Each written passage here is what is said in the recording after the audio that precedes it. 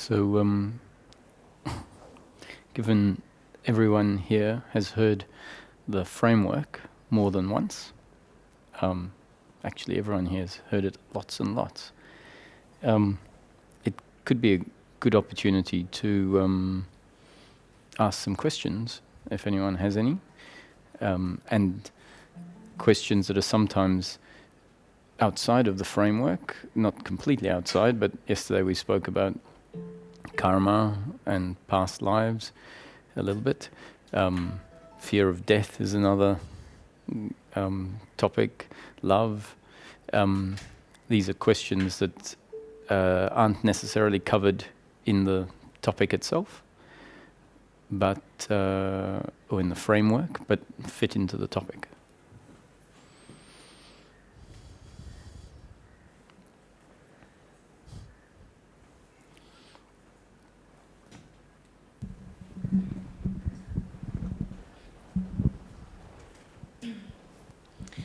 I have more a general question because when I listen to the framework, to me it occurs it is also working, or I wonder if awareness teachings are even necessary. Because when it is about peace of mind in daily living, and the framework is set up in a way that one can investigate in their daily life without changing anything in first instance, then what comes to my mind again and again is if these awareness teachings are really necessary, or if this framework might be even such complete that it undoes it wholly. Like, this is one question I have. Yeah.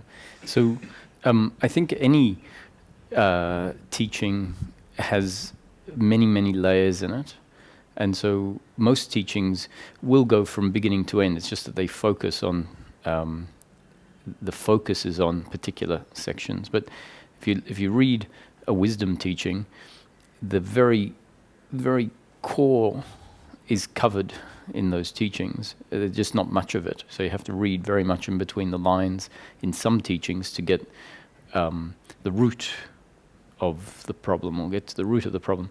So I think teachings are well-rounded in a sense, or at least cover the whole spectrum often. But what tends to happen in life is that life brings in exactly what's needed.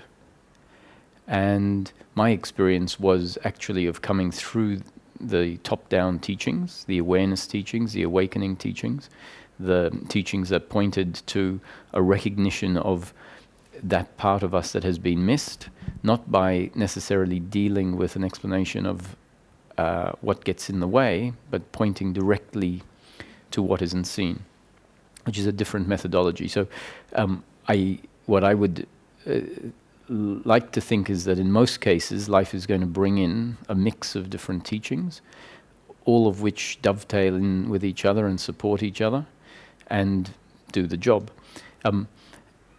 Is this enough without a specific awakening focus? And my suspicion, I say that because in my case there was the awakening to the awareness aspect and the being aspect in a very pronounced way. So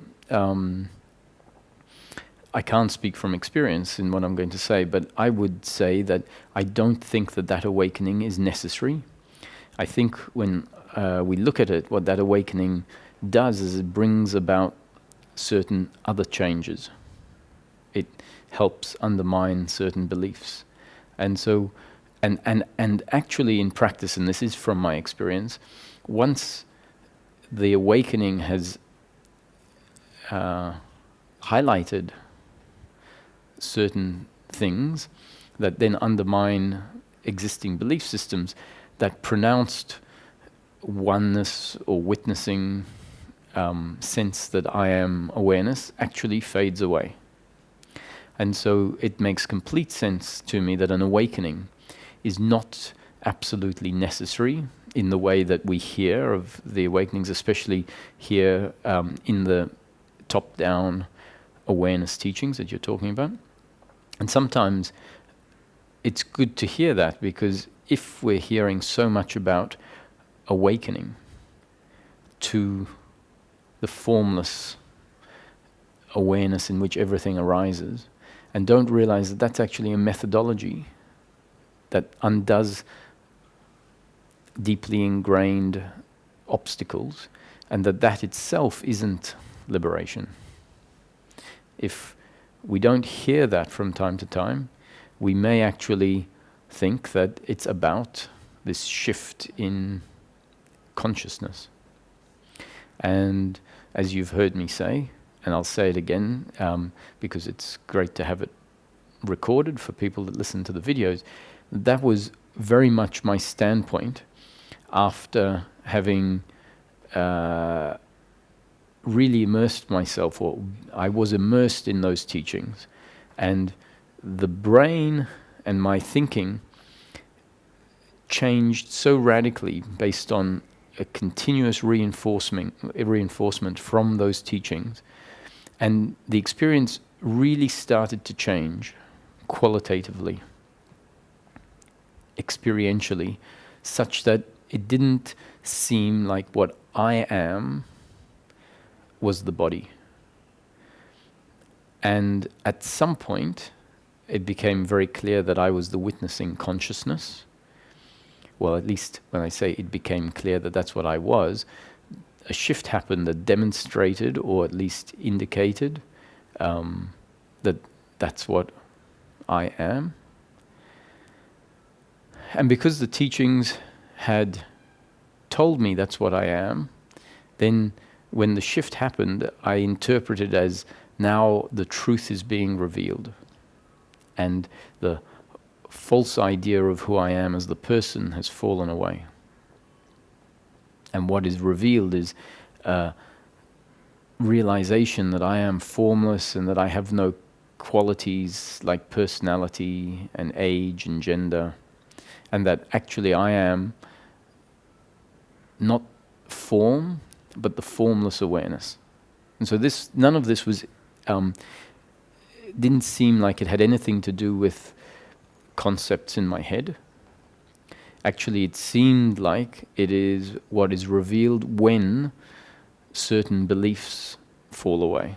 So because that happened, as certain beliefs were challenged, and they no longer were how life was seen, and then the qualitative experience changed radically, the assumption was that this is the truth that is being spoken about. It is not a conceptual experience. It isn't an experience affected by anything to do with my thinking. It is prior to thinking. And it is unaffected by things that change. But this is an important point. The conclusion was that this new shift, this new qualitative shift, is unaffected by the relative, is not determined by the relative. That's what is, we're informed in the experience. Now, I'm not saying the information, this being informed, is actually accurate. What I'm saying is that when it's happening, that's the information, that this is reality, or this is truth, and the other was illusion.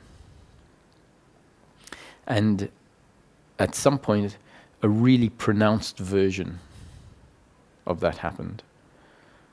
What I would call a peak experience, or a Satori experience in the Zen language,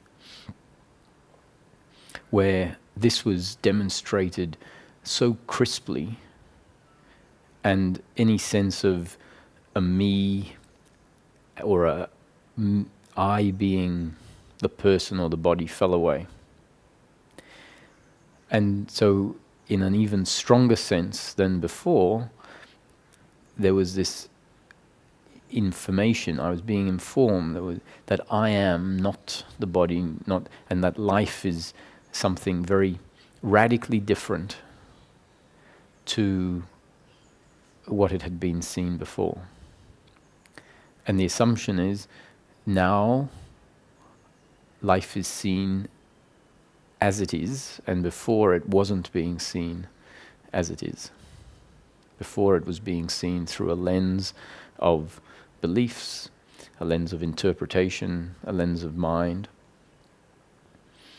And luckily I had this urge to go and see Ramesh in Mumbai to talk about this because it seemed really significant.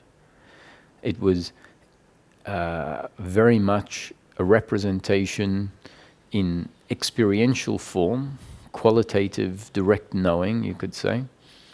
So a lot of people won't like using the word experience for this shift that I'm talking about, because experience is often defined in the teachings as being the state where there is subject-object relationship, what is often referred to as separation, duality, and what is pointed at is what is beyond experience.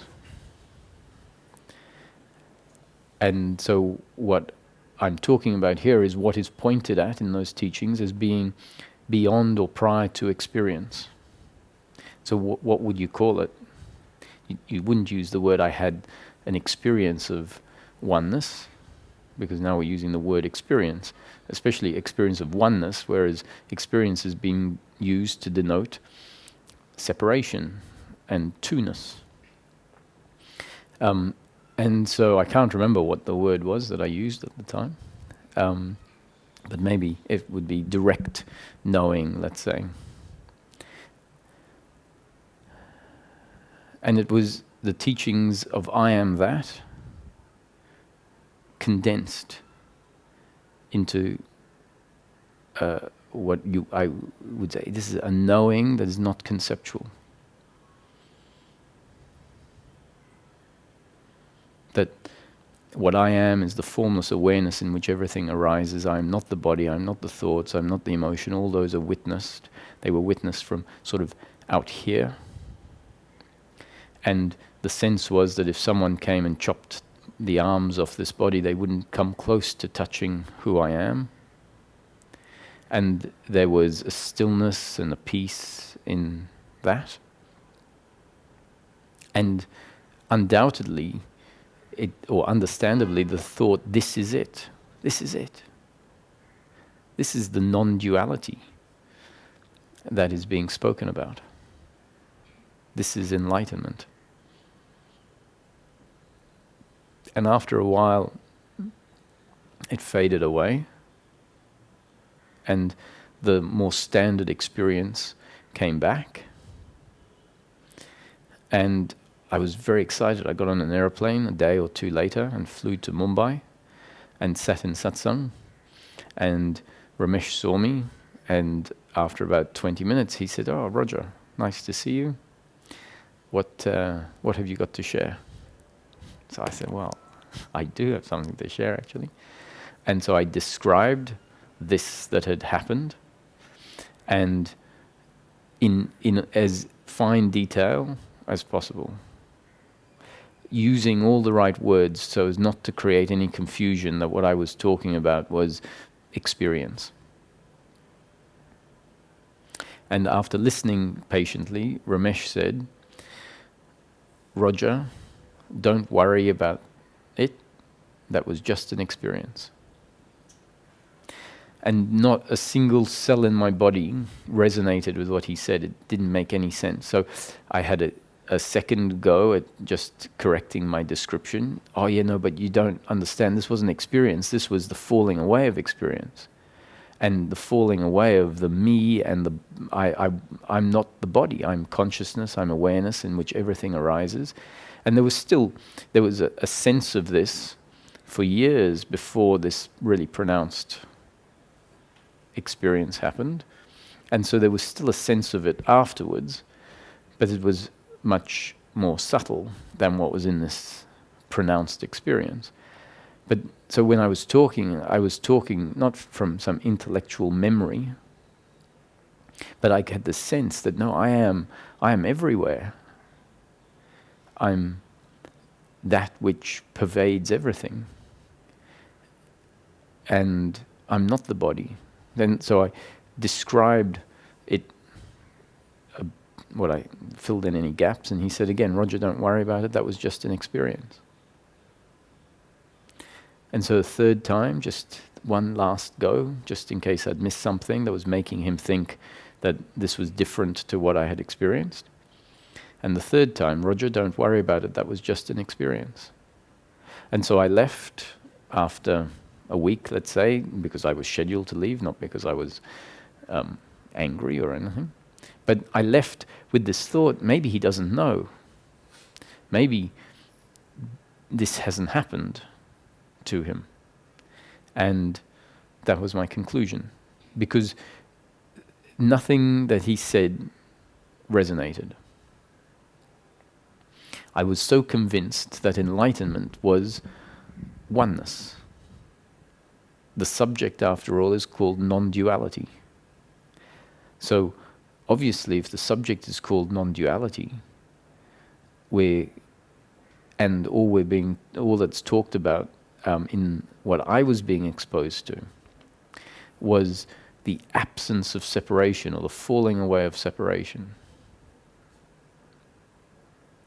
And that it's not an intellectual thing, it's experiential.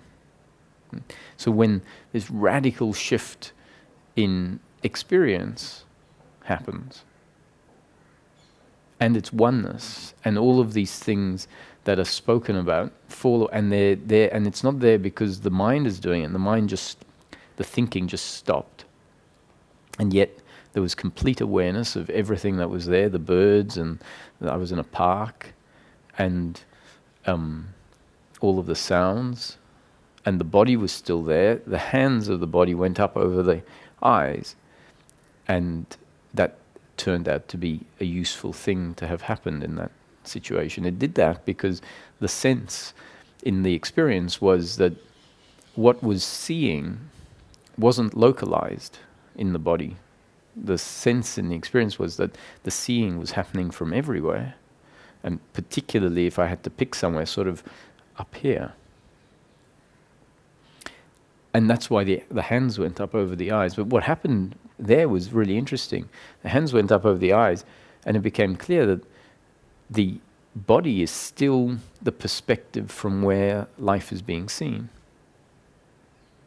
If that hadn't have happened and the experience faded away, I might have thought, I wonder where it was being seen from. Maybe I wouldn't even have had the thought, I wonder where it was being seen from, because the experience was telling me I was seeing. And when I talk about I'm not talking about the body, I'm talking about awareness, consciousness, formless awareness that pervaded the whole experience. The whole experience arose inside that. So I probably wouldn't even have asked the question, where was it being seen from? Because of that very strong sense that it was being seen from everywhere. But the hands automatically went up over the eyes. And so then that was information I couldn't leave out of my thinking and contemplating about this.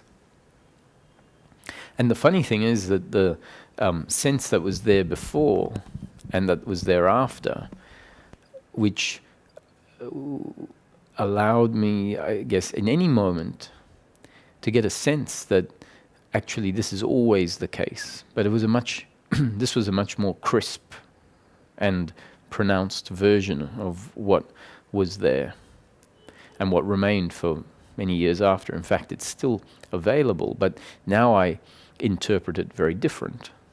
What is that? What does it mean? What is it showing us? And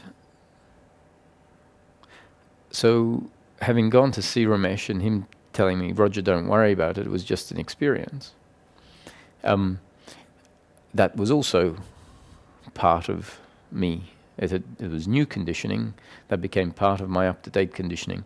It was up-to-date conditioning or new conditioning that I dismissed as being nonsense. Or at least I couldn't see what he was talking about because the experience was very, very profound. And it was a few weeks later that I started to notice that I was craving for this state to come back.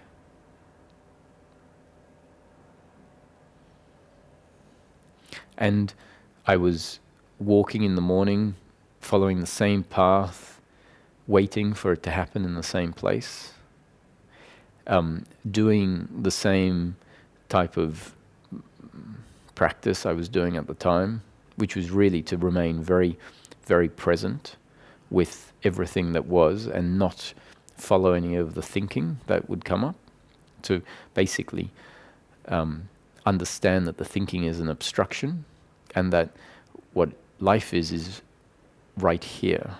So I decided I would keep my focus on life.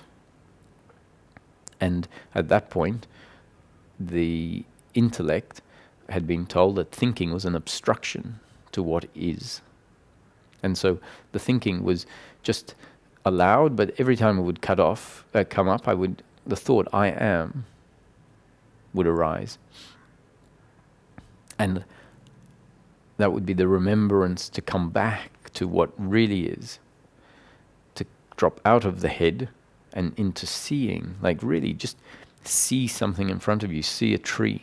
You know, we tend to walk past trees, we don't ever really see them because we're thinking about something else.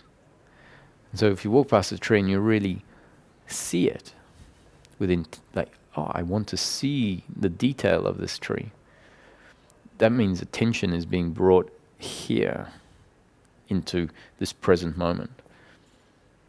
Something that we tend to do very little of, strangely enough, when the thinking mind is functioning. So attention can't really be on two things at once very well. And so when the thinking mind starts, attention is drawn onto that object, the object of thinking. That's why we're not really present with what's here. We can argue that actually the thought is what's here, and attention is on that. Yeah, I would agree. But what is in the thought is a certain story about who we are, and it tends to have a subtle or a strong uncomfortableness with it. And what we're really looking for is comfortableness in life. So if we come back and really look at the flowers, like, oh, right, there, and a look that doesn't even need to interpret them with the mind. It's just the sense of the awareness sees. It doesn't require any thinking to do seeing. So that was the practice, and at some point this very pronounced shift happened. And so I was trying to get it back, and I noticed that my thinking mind was actually creating a sense of dissatisfaction with life because that wasn't there. And that dissatisfaction wasn't there previously. I was largely at peace before this experience happened. And I was very familiar with the different forms of suffering. And when attention landed on this new subset of suffering that had started arising because of a new hint or prod to get attached to something, attached to this state that had happened, this shift, thinking that that was it, that's the enlightenment that's being looked for. So with that in place, I noticed this form of suffering, expectation. Expectation means when we have an idea of how something should be or what something is, and that, let's say it's off, an expectation of what enlightenment is. And then my working mind kicked in and said, I have an expectation here. What if it's wrong? What if that's not enlightenment? And then Ramesh's words came flooding back in. Roger, don't worry about it. That's just an experience. And I said, what if he's right? could it be that he's right? What he's saying is that's not enlightenment. And I thought, wow, my expectation, my assessment that is enlightenment, my belief, is now creating this suffering. And then another part of Ramesh's voice came into my head. What we're really looking for is happiness in daily living. And he'd always say enlightenment is a concept. And what does that mean? It means the word enlightenment has a definition attached to it. And everyone's definition could be different. So is there a thing which is enlightenment? There may be, but Ramesh was very clear on something. He said, really, if I use the word enlightenment, I need you to know what my definition of enlightenment is. He said his definition of enlightenment and the definition that I'm using, it's the definition I would run with. Enlightenment is the end of suffering, continuous unbroken peace of mind in daily living. So now, enlightenment according to Ramesh, according to Roger, is defined as the end of suffering. Now, that means someone else can be talking about a different enlightenment. Right? They might be talking about the real enlightenment. Right? What Ramesh was talking about and what I'm talking about is enlightenment as defined by Ramesh and Roger. Ramesh and now Roger. I'm speaking from my own experience, though. I'm not just saying what Ramesh would say. But there could be a different enlightenment available. If you listen to different teachings, they may well have a different definition. It's their concept of enlightenment.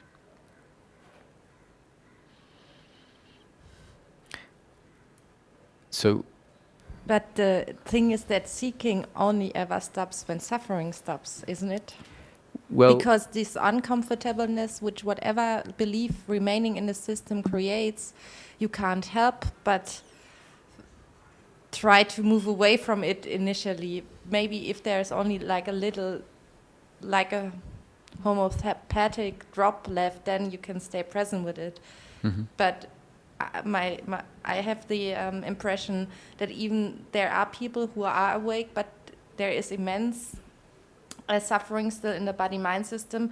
So this body-mind system like can't help but seek somehow. That's yes. But I feel that it is very revolutionary to say this in some circles, because then a big wow, that's not true, and yes, something feels attacked. So yeah, so Yeah, so that was the background of my that's question. why this definition has been put in place. It's really saying that when the end of suffering comes, the human being then is no longer uncomfortable with themselves, with the other, or with life. And in practical terms, when we really look at it, the human being, it turns out, is only looking for the end of suffering. When suffering comes to an end, the human being stops looking for anything.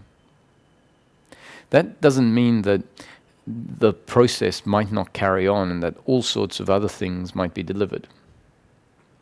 But really, honestly, you'd say, who cares? Once the end of suffering has happened, then there is no more problem. And so this enlightenment is a concept, because even after the end of suffering, there could be a lot of other changes that happen. So it's not necessarily some end state, but it's what is worth talking about, is what the human being is really looking for in practical terms. And it's based on this experience that says when the human being gets pleasure, seeking still carries on. When the human being experiences anything in life and receives anything in life, seeking still carries on. The only time seeking stops is when suffering stops.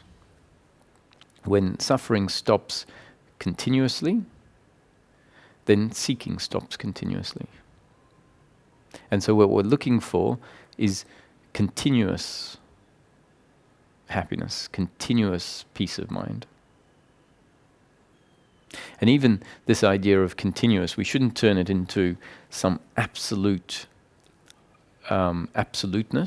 because if you have no suffering in a year and then no suffering the year after, and in that space of time, a minute of suffering arises and then it falls away, and then there's no more suffering for a year, who cares? Frankly, if a minute of suffering arises once every 3 months, who cares? The idea that the 100% absence of suffering is any better than 98% absence of suffering is wrong if we think if there's a qualitative difference between the 98% peace and the 100% peace. The only difference is that the 100% has no experience of suffering in it, and the 98 has a small percentage of time where there is suffering. And if there's that much deepness of understanding, when the suffering arises and then gets cut off almost instantaneously, if someone said, you're not enlightened because a second of suffering arose, the person who probably is as good as enlightened would say, who cares? They're not looking for something to be able to hang up on the wall as a trophy or a certificate. They're looking for something very practical, the end of suffering. And if they get a minute here, even if it's a day of suffering, as soon as it's finished, it's like, who cares? That's the attitude of non-doership and non-attachment. We will come back to this, still wanting to finish the point of whether the awakening is actually necessary. So when it became clear that maybe my idea that I'm looking for oneness was just an idea, and it became obvious, actually, no, I'm looking for happiness in daily living. And until this craving happened, I had happiness in daily living. And the craving has started to disturb that. And the craving is based on an idea that I don't have something that I need. Oneness experience that had happened and then faded away. And I was now craving it to come back, believing that that is the state of enlightenment. And in that instant, I realized, but I am looking for happiness, actually. If I keep it practical, I'm not looking for oneness, I'm looking for happiness. This expectation has created suffering where there wasn't. And what if Ramesh is right? Enlightenment is just the end of suffering, not a oneness experience. There was this peace in the oneness experience, that's undeniable. But I had years of the peace without the oneness experience. And then I thought, that's what he means. That's just an experience, don't worry about it. That's not enlightenment, don't worry about it. Allow these things to come and go. If they're profound and beautiful and show you something, then that happens. But when it comes to an end, it's not a tragedy. So, what did those shifts, including the shift that I would say was awakening. So that experience wasn't the awakening, because what was shown in that experience had been shown several years before and was more or less stable and continuous, but in a very subtle form. And so what was that really showing me? What it was showing me is that life is happening. From a standpoint of witnessing, we see life happening. The body is seen to be functioning automatically. And the more that life is seen like that, the more that the different sensations, the sensation of hunger, the sensation of tiredness, the sensation of excitement, of irritability, all of which are seen as happenings arising in a body-mind organism. Or if you take a step further back, you could say happenings arising in consciousness, but it made more sense to see it as related to the body. Hunger arises in the body, ultimately in consciousness. But we don't need to go that far back, because there's a significance in saying the hunger arises as a happening, as an arising in the body-mind organism. And as it's witnessed as a happening, it becomes clear it's not my doing. And the speaking is seen to be speaking happening, speaking coming out and through a body-mind organism. And the thoughts are seen to be thoughts happening in a body-mind organism. And as life is seen from this perspective, then the belief in personal doership starts to get undone, because it's really being seen that life happens without a doer. The body is functioning according to its makeup. And so without me really realizing it, that is what was being demonstrated. And I did realize it in a sense, because the teachings, even the top-down teachings, were talking about suffering, the vasanas, the samskaras, and they were all being seen as happenings arising, not my doing. And as this witnessing would happen, the intensity of the suffering would also fade away. And so once Ramesh put the framework on it and said, we're not looking for oneness or truth, we're looking for happiness in daily living. And the unhappiness in daily living comes from the uncomfortableness that arises as a happening also. And that uncomfortableness is based on these beliefs in doership and attachment to outcomes. So what in my experience was a dissolving of these beliefs using a combination of teachings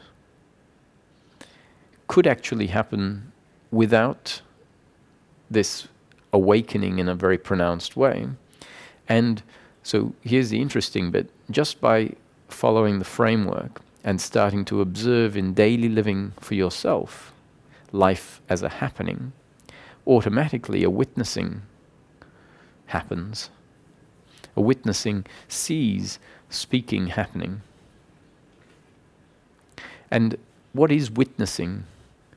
Witnessing is essentially awareness. So as we become more and more interested in really seeing what's here now, not thinking about it, but seeing it, the seeing of it, especially if the body is seen to be also an object, the seeing of it is awareness. And so we might actually wake up to the awareness aspect by observing life as a happening. Observing the functioning of the body as a happening according to one's genes and up-to-date conditioning, two factors that you and I were never in control of. And once that witnessing consciousness has kicked in, which is not something we do, It's something that happens when the mechanical aspects of life are seen to be mechanical. What I mean by seen to be mechanical is when the thinking stops claiming ownership over something that's mechanical. And then when that which is not our doing is seen to be just happening, it can be witnessed, just like we can witness a tree swaying in the wind. And when the body is seen to be mechanical, that's that's what really witnessing is. Because if it's believed that the body is doing the seeing, then then that's more what I would call observing rather than witnessing. The individual is observing. But once the movements of the body and the mind are considered to be mechanical and objective in themselves, then this shift can happen. A very natural shift. And it doesn't have to be really pronounced. It can be very subtle. And it's like, that's the witnessing that is not separate from everything that's happening.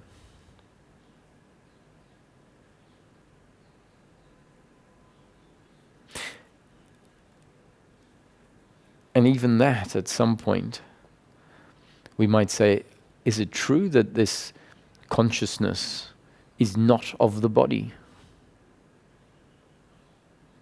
Is it true that the body isn't observing?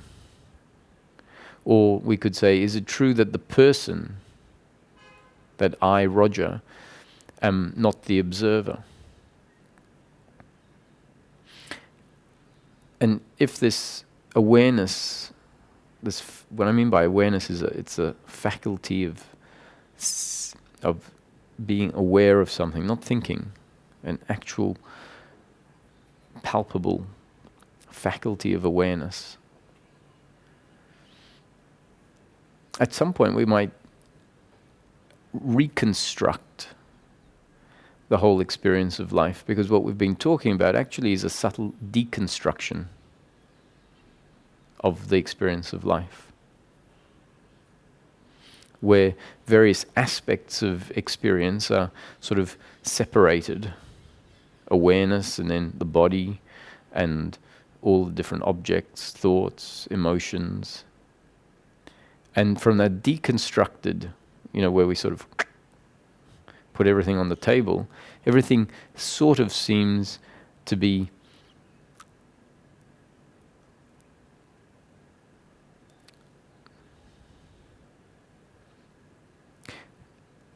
not really related anymore. When we allow the experience to reconstruct, we find, it feels like it's designed to seem like the body is doing the perceiving. The body is what is aware. And so we've seen another aspect previously. We've seen life from perspective that life is all happening inside the awareness. That's in the deconstructed form can seem like it's not of the body, like the body is inside the awareness. And if the happiness comes in, if the peace of mind comes in, and we are no longer looking for a oneness experience, we can sort of give it a bit of a shake and come back here and allow the experience to be as it is when we're not continually insisting that everything is arising inside me. And so what I mean by insisting is where the thoughts are continually, well, not continually, because there are times when we just allow everything to be. But a lot of the time, the reinforcement is what you are is the awareness inside which, either based on the videos that we're still watching or the books that we're reading or the way that the experience is being interpreted subtly by the mind, There's this continuation of, wow, I am everything, I am that. And as a teaching usually is what brings us back and says, actually, you're not exactly that. Life is designed to be lived as this. And that after enlightenment, chop wood and carry water. Meaning, after enlightenment, there is still a person living their life more or less as they did before, and acknowledge that. That's what this chop wood, carry water is pointing at. One, it's saying that life isn't going to change circumstantially. And two, it means that there is a person chopping wood and carrying water. Whereas the awakening phase is it's like, oh, there is no person. And that's denying, it's overlooking actually, not denying. We don't realize we're denying it, we're just overlooking it because attention is on the formless presence. And so what is still here, the body, gets overlooked. And why it sometimes gets overlooked, and why we're convinced that this oneness state is what we're really looking for, is because when we're in that state, the suffering tends not to be there. And then if we come back to the body, that coming back to the body is sort of like an unwelcome shift. And what's left unprocessed in the body, because this process is gradual, and so what's left unprocessed in the body is felt.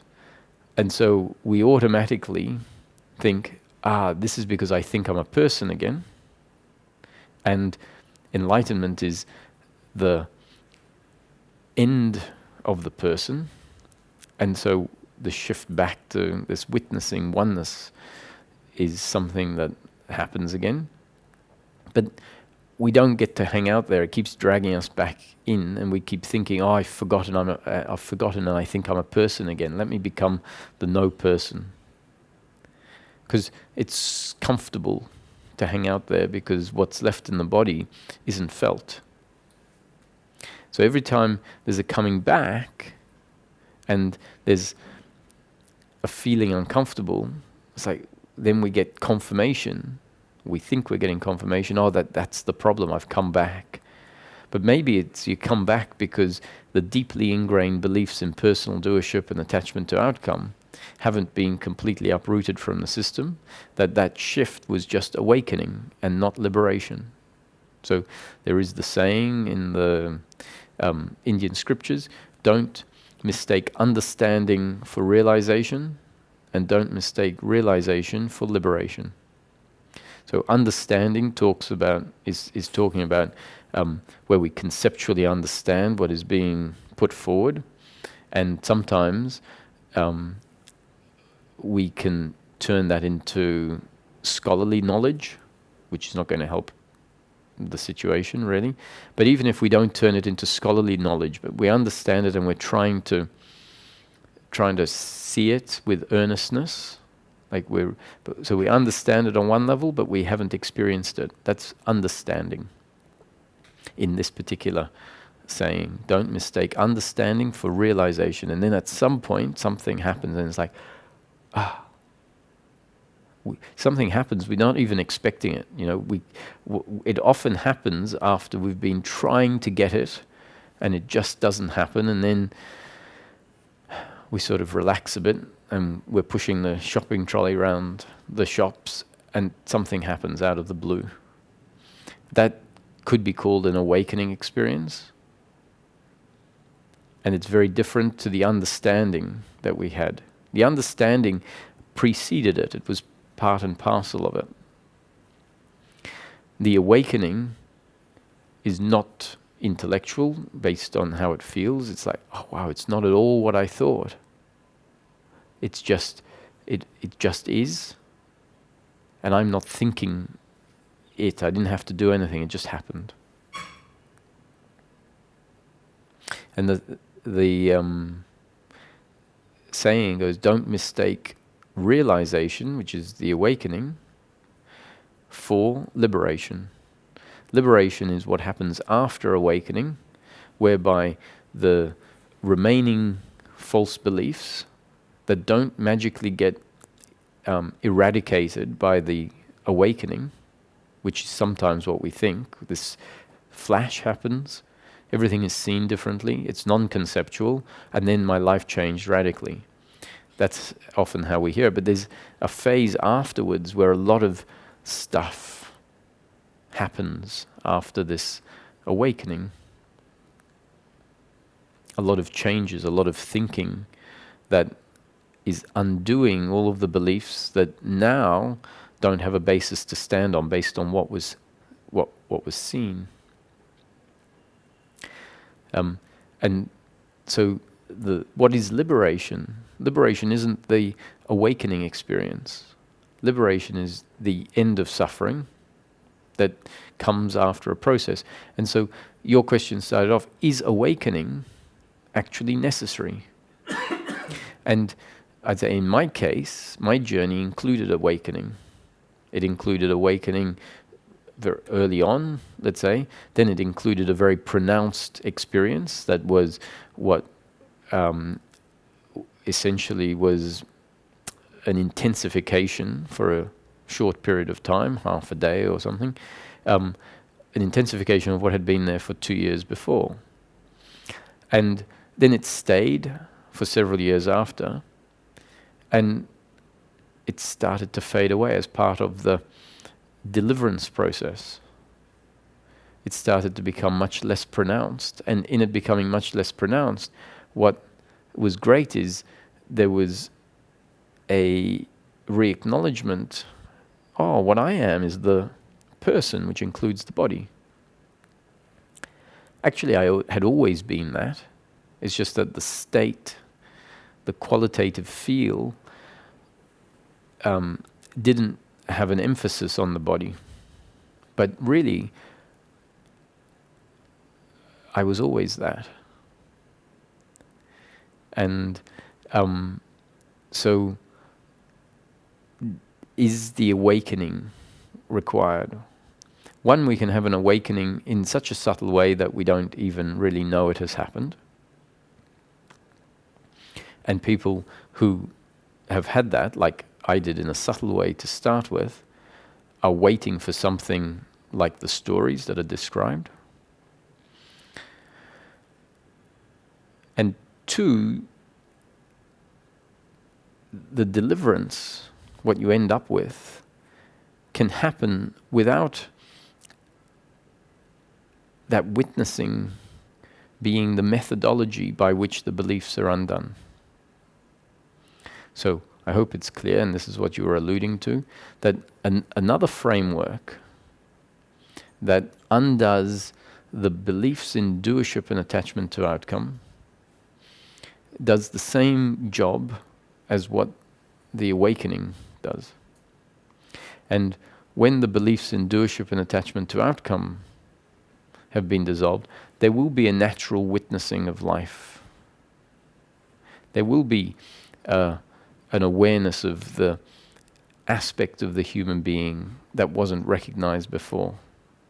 And so if that sense of I am and the awareness faculty is acknowledged as part of your life. So if someone says, do you exist?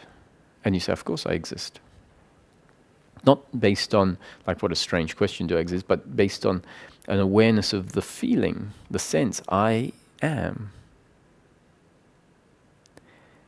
And even if it's like, as I am as this person, and this person has awareness, if there's an understanding that there is awareness present in order to be aware of the experience that is an experience that is designed to be an experience that the person has, an experience that gives all the feedback that says, I am this, living in a world, in an objective world.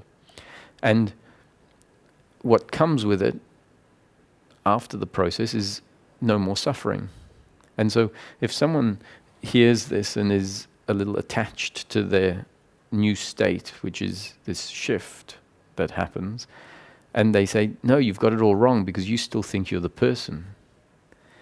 You still think that you are something objective or something limited, something relative. So you've got it all wrong. I'd say, well, fine. What I think you're missing is the fact that what we're really looking for in life is the end of suffering. And if the end of suffering is there, then someone telling me that you've got it all wrong is very understandable to me. Like, I have been in that position when the belief was that I'm looking for a state of oneness, or what I'm looking for is to be nothing, or what I'm looking for is the dissolution of the person. Then as soon as someone told me that their experience was anything different to that, I'd say, well, you haven't got it, obviously.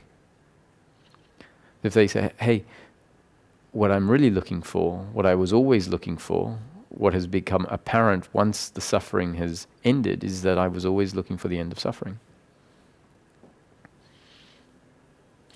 And then we stop expecting a state.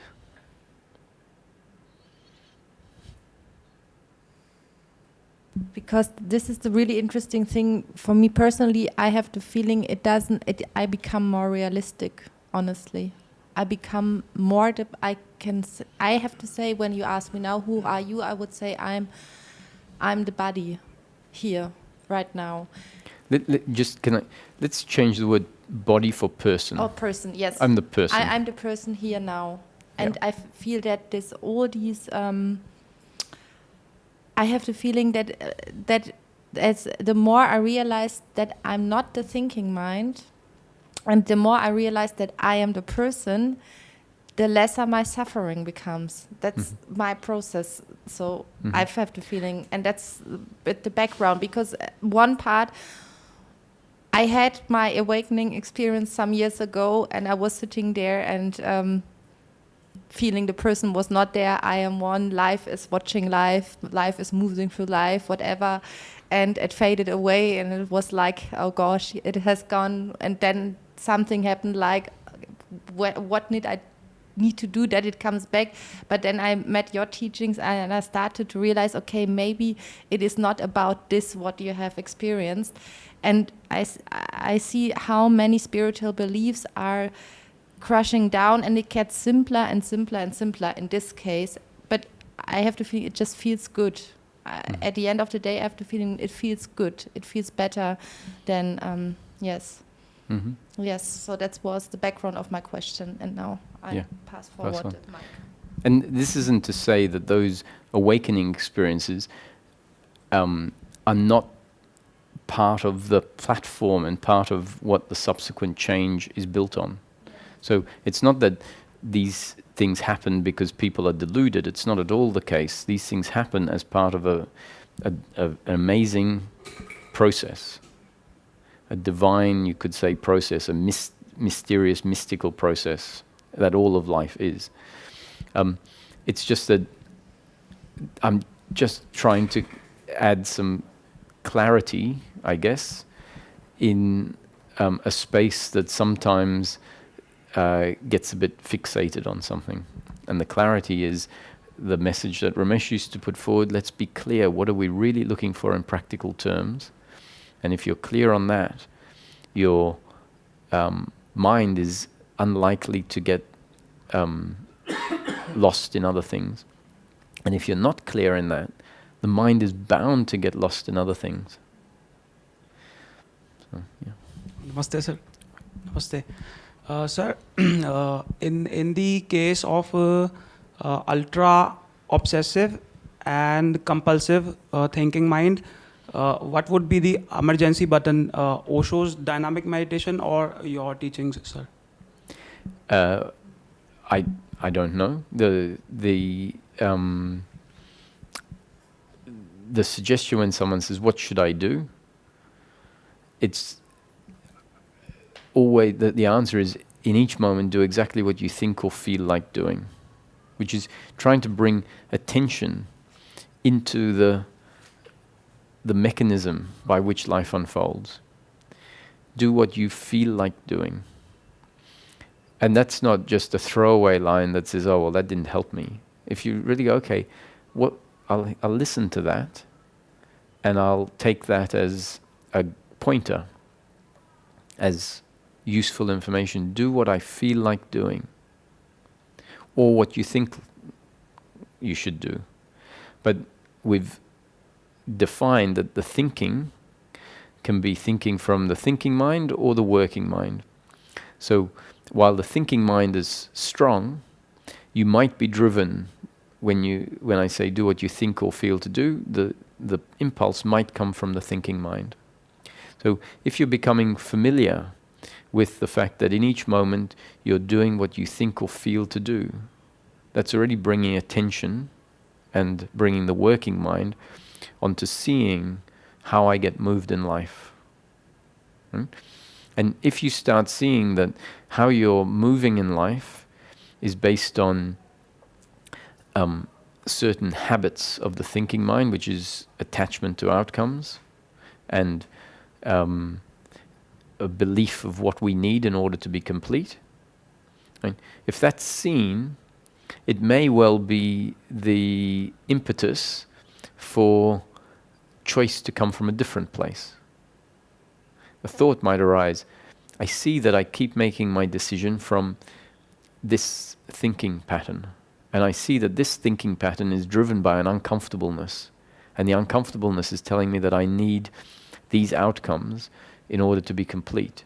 I need sex or recognition or love or whatever we're driven for. And if the working mind has come to see, no, my happiness, my completeness isn't to be found in outcomes, and it sees that the movement is coming from the thinking mind, the choices, and it can then, as part of that recognition, say, I'm going to choose differently in this moment. It might not be able to, because the thinking mind might be too strong. And if that's the case, there'll be a recognition in this moment, I did exactly what I think or felt to do, which included a very strong thinking mind that drove me in that direction. And the surrender, hopefully, to the fact that I was being driven by my feelings and my thoughts. And if there's a surrender, a recognition that that's how we've been moved, then there won't be further resistance to the fact that once again we were driven by the thinking mind. And as that surrender to the fact that yes, I've been driven by my thinking mind, as that surrender's there, that surrender really means a deeper understanding of what's happening. It means more awareness, more presence. And so the next time the feeling comes up to do the same type of thing, and then maybe this time it's like, no, I've done this enough times. I've seen what it does. Now, this isn't you intervening. What it is a new thought. Just like the thinking mind is a thought, this is a new thought that is coming into the mix. And the new thought might be, I'm going to follow a different feeling. So, in saying in each moment, do exactly what you think or feel to do, it's not really giving you an instruction of how to live life, as in where you should go, how you should act. It's really suggesting to bring attention onto dynamics. And then that means that your question, should I listen to your framework or should I do dynamic meditation? You now have an answer. In each moment, do exactly what you feel like doing. So ask yourself the question, when you have the choice to go to dynamic meditation or turn on YouTube or come to satsang, what do I feel like doing? without having an idea of what you should or shouldn't do. And follow the feeling. That is life unfolding as it's destined to unfold, without the interference of the thinking mind. The thinking mind usually doesn't allow life to unfold without having a picture of how life should unfold. The thinking mind normally has a picture of what I should do in this moment. I'm saying you don't need a picture of what you should do. See what you feel like doing and do that. Thank you, sir. Thank you, sir. Oh, yeah. As a follow-up to that question. But let's go with Vikram because he was waiting for a while.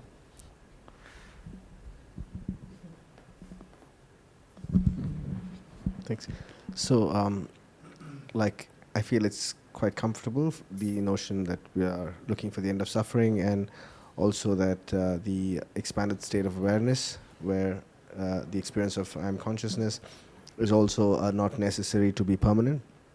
But the insistence in that I'm the person or I'm the body logically doesn't like seem to be totally accurate. I mean, there's no way that could be verified. Mm-hmm. Just as we can't verify that I'm consciousness, Yep. I find no good argument to verify that I am this person or this body. Seems more true that I simply cannot know what I am apart from I am. Yeah, so I'm not advocating that we need to say definitively, I am the person. What I'm saying is, let's stop insisting on the experience being a certain way, which is what tends to happen in a subtle way without us realizing it when teachings are new conditioning. And when we resonate with a teaching, and if a teaching says, you are something, you are not the body, you are awareness, for example, without us realizing it, it becomes an insistence in our makeup.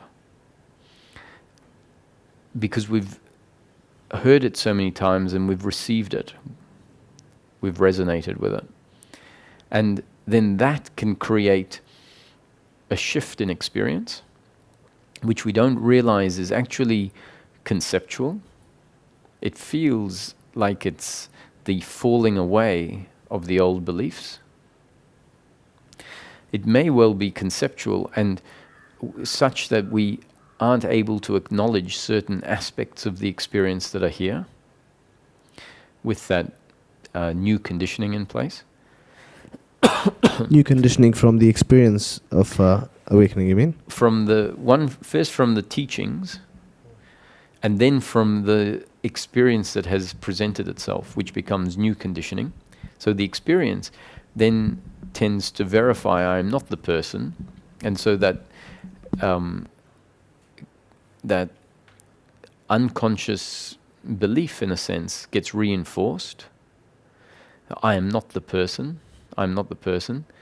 And it will then take something to say, actually, you are the person in practice. Now, in practice means you don't need to believe you're the person. You just need to stop believing you're not the person. Right.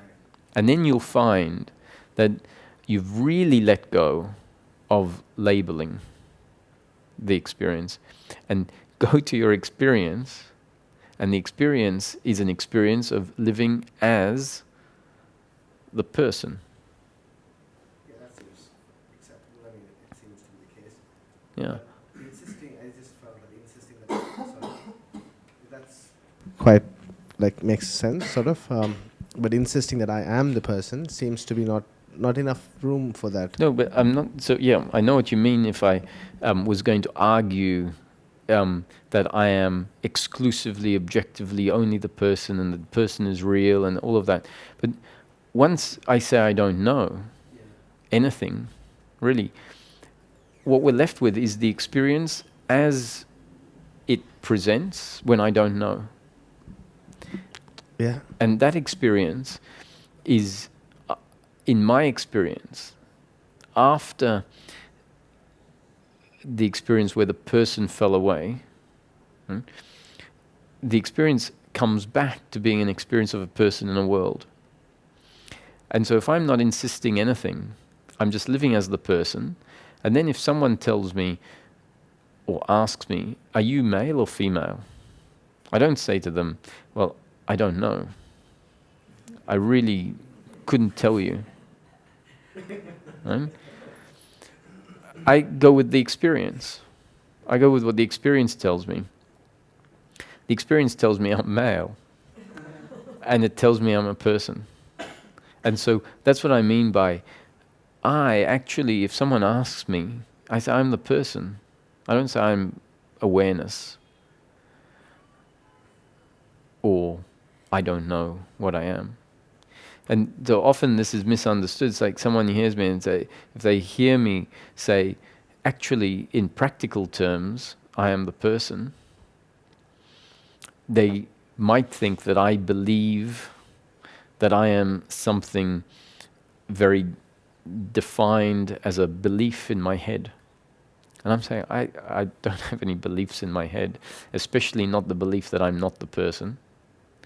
And when I let it all be, the experience is something. And I said, what is the experience of? And the experience is of an objective person in an objective world. Now, remember, I said the experience is of an objective person in an objective world that is different to that person. My experience is not that I am this person or this body and that body and everything. I can sit quietly when there's nothing to do, and awareness, because of the shutting off of certain faculties of the brain, is what I would say. Certain faculties that get sort of overzealously shut off by certain methodologies. Remember, this isn't a criticism of those methodologies, it's an acceptance that that needs to happen for a period of time. But when we aren't shutting off these faculties of the brain more than we should, then life comes back to being an experience of an objective reality. It's always going to be, in my explanation, when the process goes past awakening, it's going to come back to being an experience of an objective person in an objective world.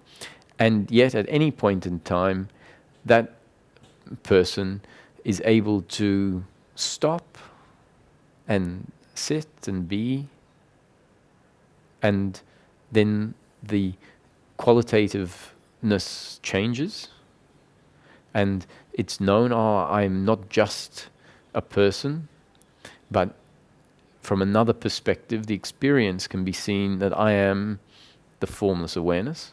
It's just a shift in perspective. It's not going from illusion to truth. It's like breathing in and out, and the in could be I am a person in an objective world, and the out is I'm the awareness in which everything arises. And life is always an experience. And even with this understanding where sometimes when we want to stop and the person isn't needed in a situation, the person isn't needed to interact, to function in practical terms, we still know that in the next moment I'll be the person. In the next moment that someone calls my name or that I need to get up and go to the toilet, the experience is going to be of this person. Unless still the brain is being shut down, certain faculties of the brain are shut down, because I can walk through the house in a state of oneness. But that's usually when the brain is doing something unconsciously, and just a certain faculty of perception is being suspended, whereby the experience becomes much more impersonal. And so in any moment it can be either. But predominantly life is about living as the human being. And so that's why the saying, before enlightenment, mountains and rivers were real. During the process of enlightenment, mountains and rivers were seen to be unreal. And then after enlightenment, mountains and rivers were real again. So what it means is, after enlightenment, the sage shakes off any ideas, any ingrained beliefs that the world is not real. Beliefs that were put in place by a contemplation and teachings for good reason, and says, even this, drop it, and then the experience comes back to what it was. And it's like, actually the mountain is a mountain. The mountain isn't just an arising in consciousness. Fundamentally, it might be. But when the aspirant stops insisting that the mountain is just consciousness and doesn't really exist independently of the experience, for example, and they go and bang their head on the mountain is a mountain. And it becomes clear, and I am the person. So all of this is twofold. One, to bring maybe some thinking to people who might find themselves in this phase of mistaking awakening for liberation, or the phase where the person is believed not to exist. Right? Instead of just coming back, allowing the experience to be what it is, and saying, I don't know, I'm just going to run with what the experience tells me. And it's not the same problem as I had originally, which was running with what the experience tells me and there's suffering. Because now I'm running with the experience, with what the experience tells me, and I see the experience clearly, such that even though I say I'm the person and that the mountains are mountains, I see that the person is being lived. The person is functioning according to their genes and up-to-date conditioning, and I'm not the doer.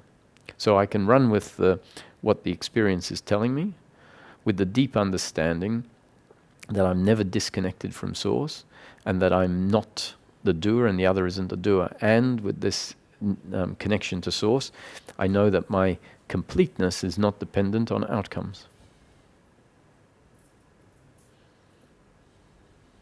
So I'm glad you brought it up, because this subtlety between a belief that I'm a person and me just saying, no, just go with what the experience is. And if the experience is very much of there not being a person, one, look and see if the body is still there. And then see if there are any subtle beliefs that are creating an interpretation of the experience, that when that falls away, when you say, okay, just for the next 10 minutes, what's the harm if let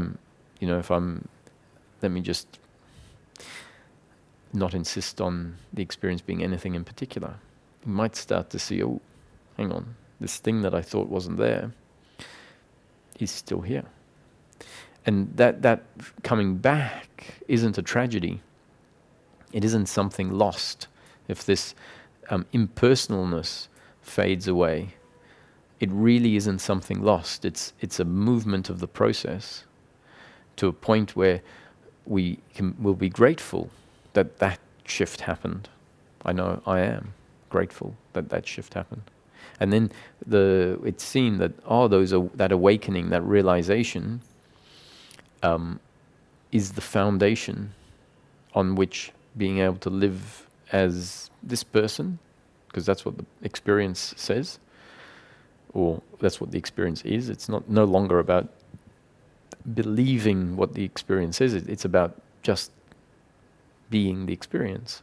And the experience, when I be the experience, it's an experience of being Roger. So then if someone asks me, who are you? I say, I'm Roger. And what's my understanding or my experience of Roger? If I were to put it into, actually, really the experience of Roger is a body that is aware of life and of its own sense of existence. There is a sense that the consciousness that functions through the body is what we could say consciousness of source. The same consciousness that functions through everyone. And even if it isn't the consciousness from the one source, it's the consciousness that is created in a common way in each human being. So the consciousness that functions through all of us, in its basic form, is quite impersonal. Doesn't have all of the characteristics, but once it of age and gender and all that, but once it functions through the body, once it combines with the body, it gets colored with all of the characteristics of the body. And that's how we're meant to live. We're meant to live as the colored consciousness, experiencing life as if I'm the body. Maybe I am the body.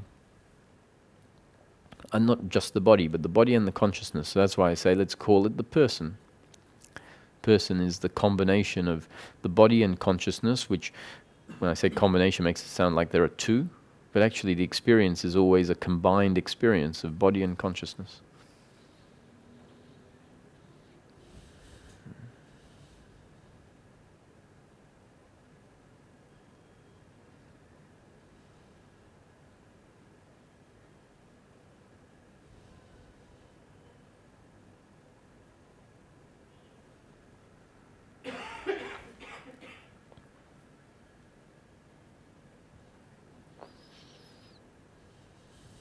Did you, yeah?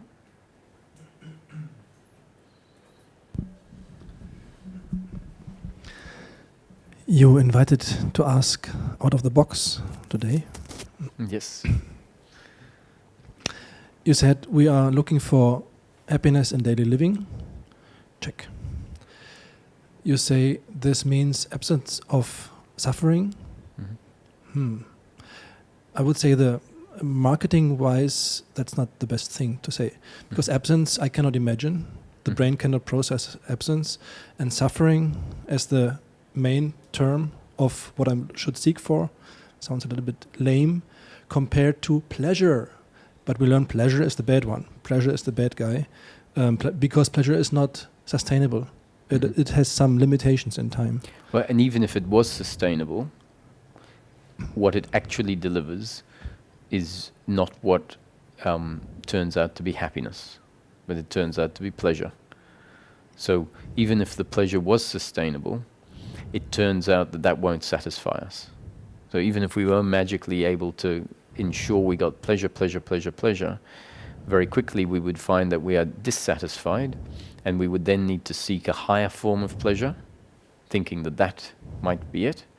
And then even if we got a more sustained, higher form of pleasure, we would still find we're dissatisfied.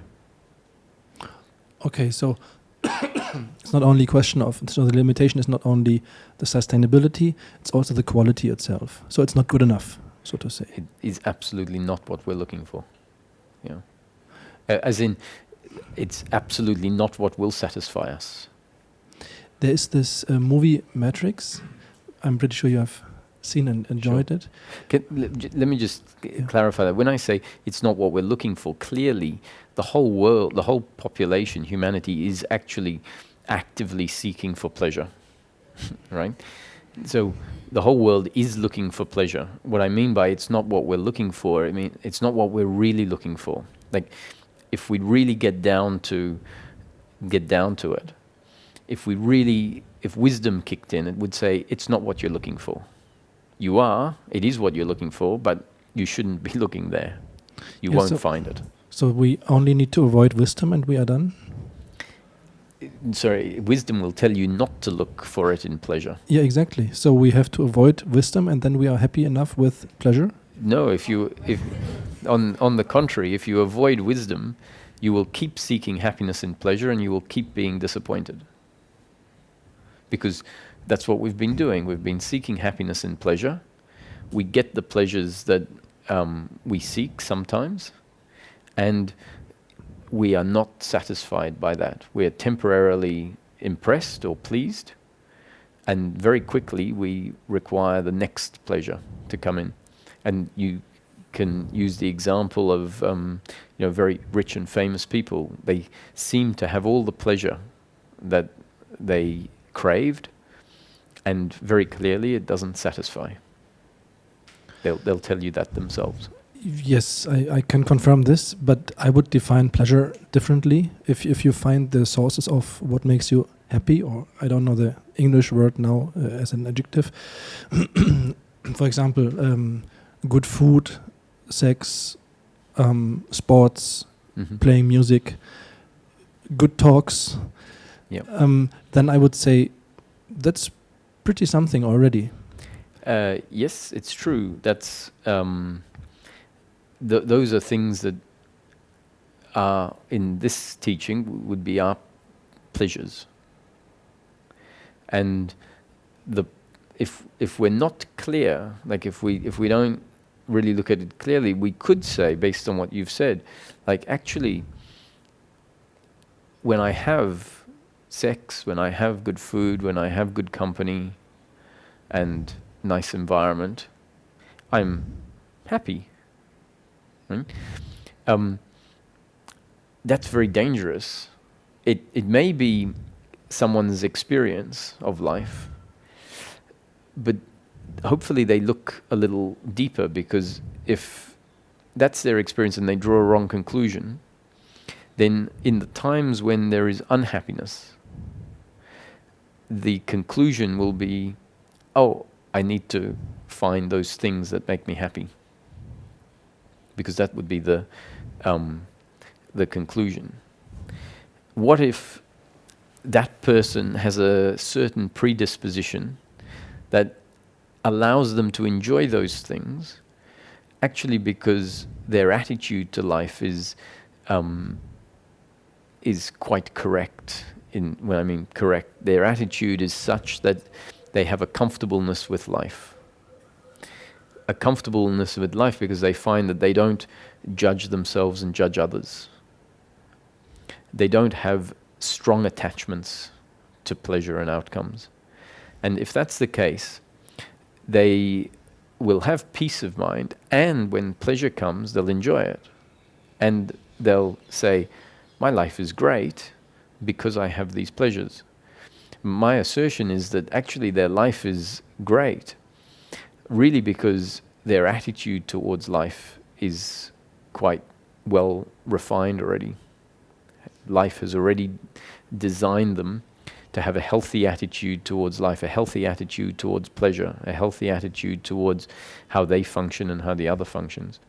I say this because if life hasn't designed someone that way, if life has designed someone, i.e. inserted a strong attachment to outcomes and a strong sense of judgment towards themselves and the other, that person will realize that they have potentially a lot of pleasures in their life, and yet underlying they feel very uncomfortable.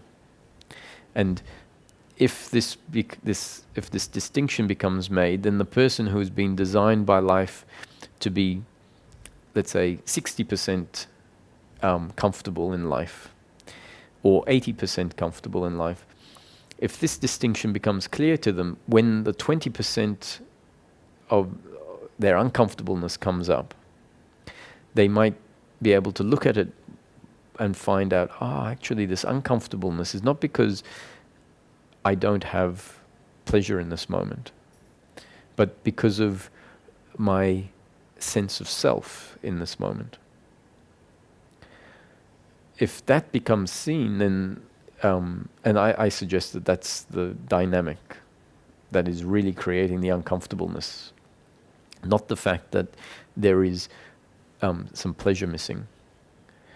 In that moment, there might be pleasure missing, and the attachment to pleasure that might be mild is now kicking in and making it seem like I'm uncomfortable because I don't have any good friends around, or I'm uncomfortable because I'm not enjoying fancy food.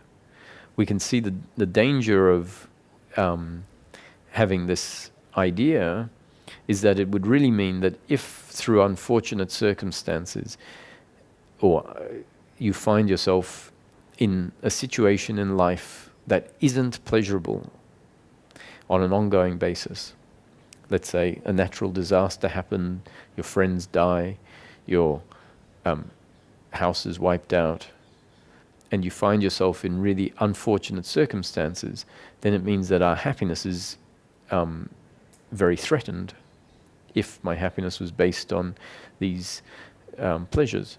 And it turns out that when our circumstance changes for the worse, if there's this groundedness in our own being, meaning that we know that I'm complete regardless of circumstance, we find experientially for ourselves that the suffering or the peace can exist even when someone dies, when our health is failing, and when those things aren't happening, then the pleasures in life are not the enemy.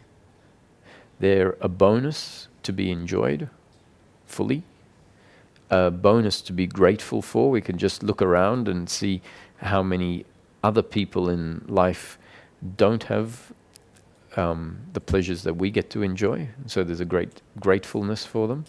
And so I've mentioned a couple of times on this, something Ramesh used to point out is that in the Indian scriptures, the bogi is a name for the unenlightened person. It means enjoyer, but it specifically refers to someone who enjoys with the attitude that what they are enjoying is actually contributing to who they are, making them more complete.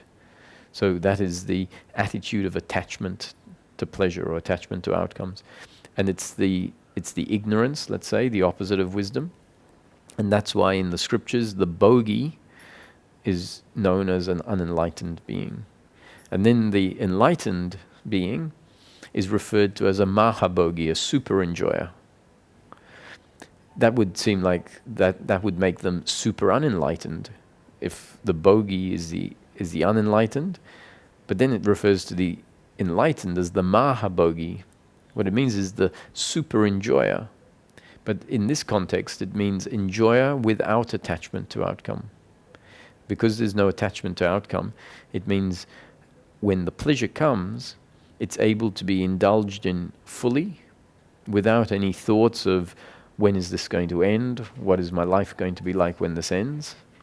That tend to disturb the enjoyment. We get to enjoy the pleasure without thoughts about the past, let's say, regret about how we lived our life. And so hopefully that then allows us to see, wow, okay, so pleasure isn't the enemy. Pleasure is a part of the life experience. The life experience is on the flow of life level always going to be either pleasure or pain. And so when it's pleasurable, we get to enjoy it fully.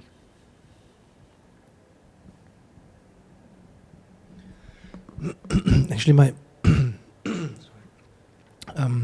my question, thank you for that. My question pointed to this role in the movie. There's one bad guy in the team, and he wants to go back to the Matrix. Mm-hmm. And he makes this deal, and then the computers or these beings make sure that he gets back. And he says, "I want a nice beefsteak. I want a nice life." Mm-hmm. And the other ones are going for truth, mm-hmm. and they suffer. They don't. I mean, they just have a miserable life. Yep. So who is the smart one? Uh-huh. I mean, going for truth and suffer, or going for pleasures and enjoy. Yeah. So there's some of them that actually come to realize who they are, or realize what life really is, and what this demonstrates is that the process of becoming, let's say, unhooked from the attachment to pleasure, which is this spiritual journey. We hear your happiness isn't to be found out there. Your happiness isn't to be found in pleasures. We're seeking material gain, and all that is doing is reaffirming the forgetting of who we really are. And then the teachings come along and say that, and they break that attachment to outcome. what it does is it starts changing our physiology, changing our belief system, and the change is gradual. It isn't a quick shift from one to the other. It's a gradual thing. And as we start seeing life differently, but not necessarily peacefully or contentedly, we just see it differently. Sometimes we see it differently, but it feels really dry and lifeless at certain stages. But in that lifelessness, we are seeing life differently to before. And that can become part of a feedback, like new conditioning, that continues the process of change. And then what feels like an unfortunate sort of space in between the two shores, the one shore where we were living life completely attached to outcomes, thinking that that's, that must be the purpose of life, to improve ourselves, to be successful, to have more. That was one shore. And then we're told, no, that's not it. And so something has changed in us. And now we're in this middle ground. And it can be uncomfortable in this middle ground because the change hasn't finished. The process hasn't finished. And if someone says, I've been sold a dud story here, which often feels like the case, but when you're actually there, you know that it can feel like, I just want my old life back. When we're in this middle ground and sometimes it feels very uncomfortable, we just go, I don't know what this seeking's all about, but it hasn't delivered anything. In fact, I'd much rather go back to my old fantasy where I at least had friends and could engage in the sort of fantasy that everyone's engaging in, but I felt I was something better than where I am now. And even though that feeling is there, there's something in us that knows it can't go back. Like what has been seen can't be unseen. And so we tend to carry on. The process continues happening. In the movie, they just are depicting this phase and including the sort of option, which isn't really an option here, of being reinserted back in the illusion.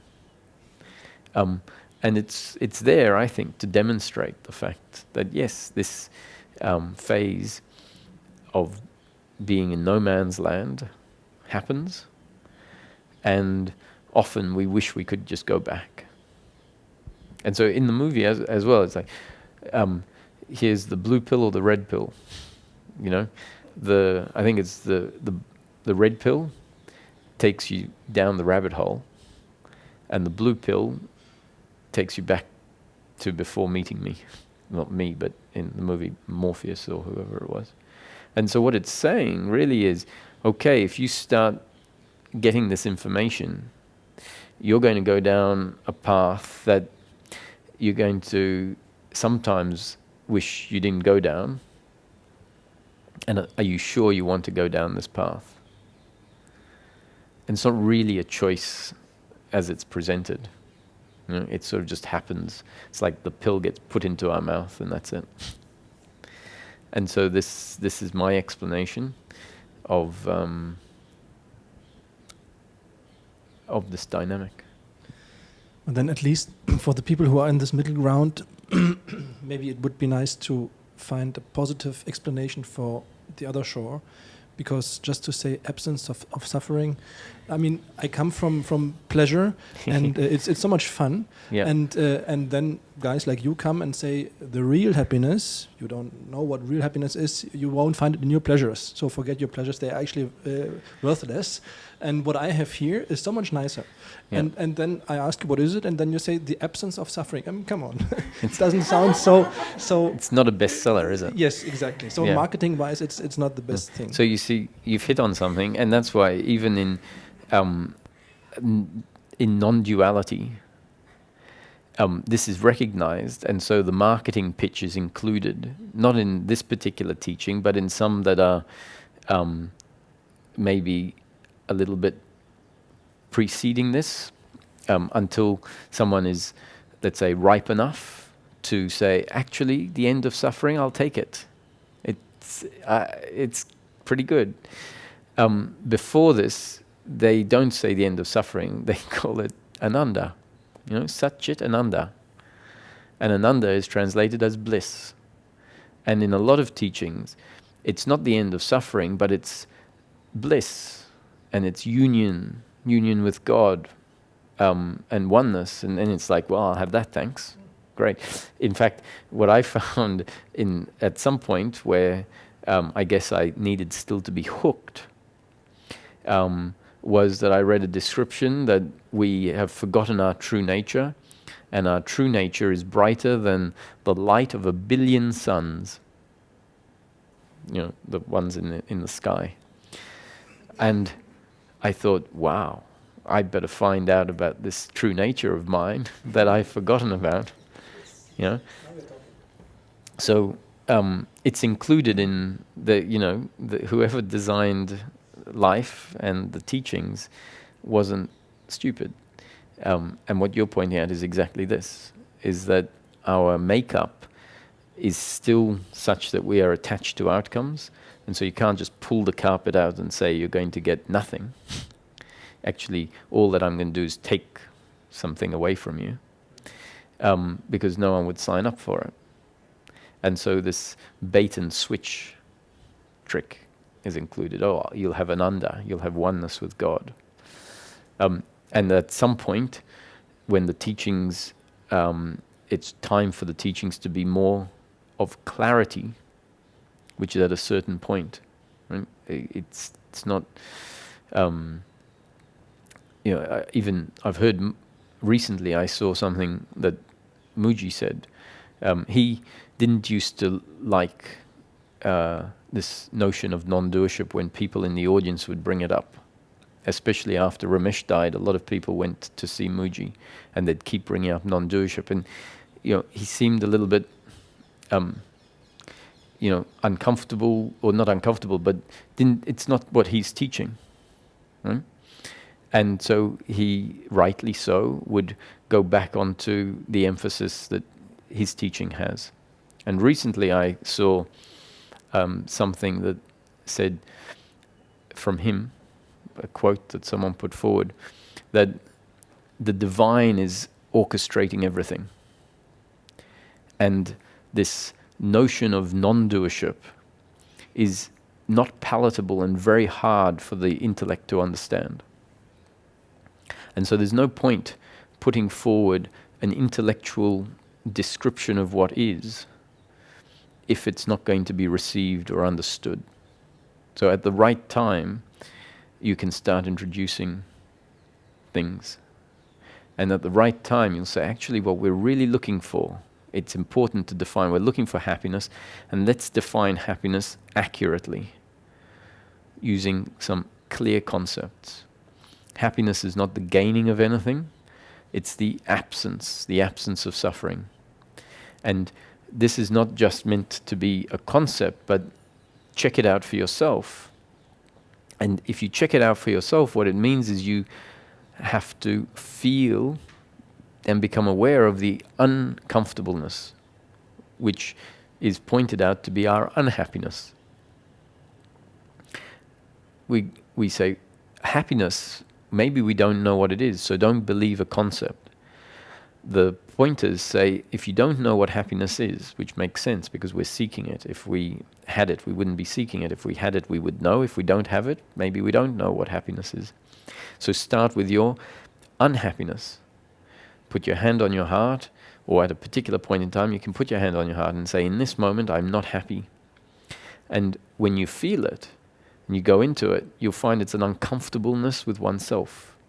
It's something that creates an uncomfortableness with life. It colors the whole experience. And in this process, even while at first we're seeking truth or oneness with God, we find ourselves in this flip-flopping stage as the process starts to go to work and undo the suffering. We find ourselves in this flip-flopping stage.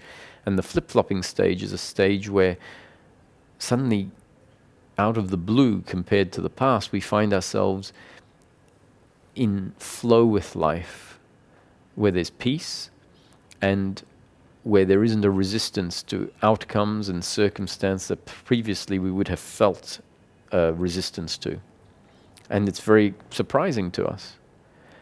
And then this flip turns into the flop, where suddenly the old experience comes back of feeling resistance to what the other person says and to what's happening in a particular moment, to the fact that someone, has eaten your chocolate or not replaced the milk, and there's no milk in the fridge and you can't have milk with your coffee. And this resistance happens, whereas the week before it was like, yeah, that's okay, I'll survive. And when that flip-flopping happens, one of the most important aspects of that flip-flopping or purposes of the flip-flopping is for us, based on our own experience, based on the contrast, to see actually what I'm really looking for is the end of this uncomfortableness, the end of this experience of life where I'm in the flop. Because we get to have a contrast with it, with the flip. And until then, we're probably, even though the process has been working and the piece is kicking in, we're probably still attached to outcomes in some form or another. And that's probably why the flip-flopping is happening, because the attachment to outcomes as an energy in the body hasn't been completely uprooted. Half of it has, let's say, and the other half hasn't. And so it still kicks in from time to time. And if it dawns on us one day, based on really being aware of what the shift is, the shift back to suffering, and we go, actually, all I'm looking for is the end of this, the end of suffering. Or if it flips from suffering to peace, and it's like, how did that, like, suddenly it's like, it's all open and easy, and we go, actually, all I'm looking for is the end of suffering, the end of that. And it's not good enough for us to just go round saying or believing I'm looking for the end of suffering just because we've heard it over and over in satsang. It's when we really click what it's pointing at. And it's strange because it's such a simple concept, at the end of suffering. And we might not click.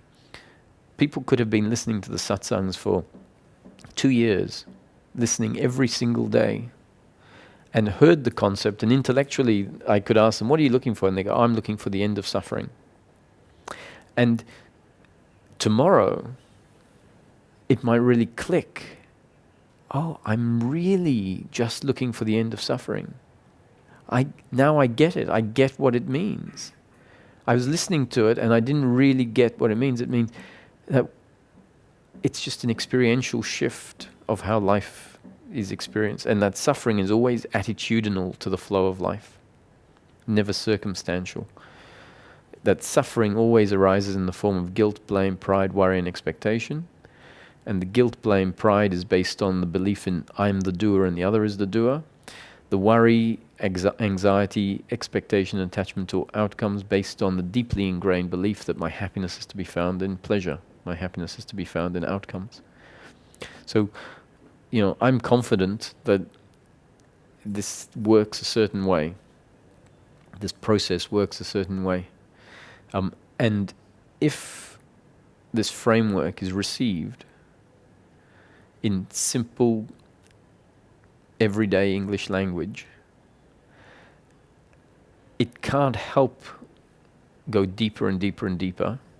Not because someone has to put effort into it, but because as we go through life, life is seen, that's suffering arising. And it just happened based on my interpretation or my relationship to circumstance. And circumstance wasn't in my control, and it wasn't in the other person's control. So the more and more that we live life with these hints in the background, the more and more we start seeing them. And when we get it, when it really clicks, that's the understanding clicking in deeper and deeper and deeper. and uprooting more and more. Because when it really clicks, oh, I'm really just looking for the end of suffering, then as soon as the thought arises in a particular moment, oh, I just waiting for that time when I win the lottery, and then everything will be okay. Once it's really clicked, I'm just looking for the end of suffering. I'm not looking for a lottery win. As soon as the thought says, when I win lottery, everything will be okay, the thought arises, says, actually, I'm just looking for the end of suffering. And it cuts off that thinking about how unfortunate my financial situation is and how it will all be better when I win the lottery. It's seen, no, that's a story about where my happiness is to be found, and it's not to be found there.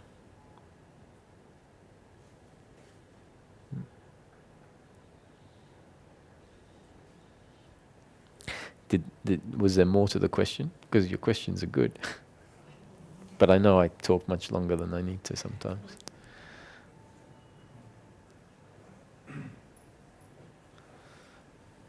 Roger, when I hear about the attachment to outcome, I had to think of the Western world we live in. We all work for companies, and what we do is goal setting, objective setting, continuously monitoring our progress, etc. How would you suggest, this is really a practical one, to implement this teaching in our daily lives, where we are confronted with an environment that pressures us to monitor these goals, to achieve all these goals? Yeah. Well, for a corporation, it makes sense that what a corporation is looking for is pleasure, i.e. profitability, essentially. So a corporation isn't looking for happiness. A corporation is looking for pleasure. And so when you become part of a corporation, we have to understand the environment we're in and say, okay, the corporation, the system that I'm in is a system that I'm in. I can't jump out of the system. You can jump out of a particular corporation, let's say, but you'll find yourself in another corporation. Or you jump out of corporations and you find yourself still in life, which has certain systems to it. And so it's important for us to recognize, okay, these are requirements, and if I'm going to maintain my job here, I need to meet certain requirements. And so there's no reason that the human being can't and will act to the best of their capacity in each moment. What's most important is for us to understand that the outcome is never in my control. So I can work very hard, thinking I've done a great job, submit something, and find that I've made a mistake. Or I can produce something fantastic, submit it, and then the boss says, oh, actually, we've mothballed that project. And you don't get any credit for all the work you've done because it doesn't actually get implemented. In life, whatever we do is really the best of our ability at that point in time, but the outcome not in our control. So this teaching isn't, and these pointers aren't saying that we should become complacent in life because happiness isn't to be found in outcomes. We still have to function in life. We still have to perform within certain structures. And there's no reason why we can't produce good outcomes. This attitude has nothing to do with changing our biological makeup. It doesn't change the genes and up-to-date conditioning that makes us gifted in certain areas or able to perform certain tasks. So really what it's doing is it's changing our attitude towards our work. And that means that if your boss is imposing beliefs on us that say your happiness, or family or friends saying your happiness is to be found in outcomes, wisdom will just put that into a correct context and say, yeah, society tells me that happiness is to be found in outcomes, but I know that my happiness isn't to be found in outcomes. And yet, I find myself still having to perform according to my genes and up-to-date conditioning. Life will carry on. And so in each moment, we might as well do the best we can, knowing that the outcome is not in our control, and also knowing that the outcome is not ultimately what makes us complete or not.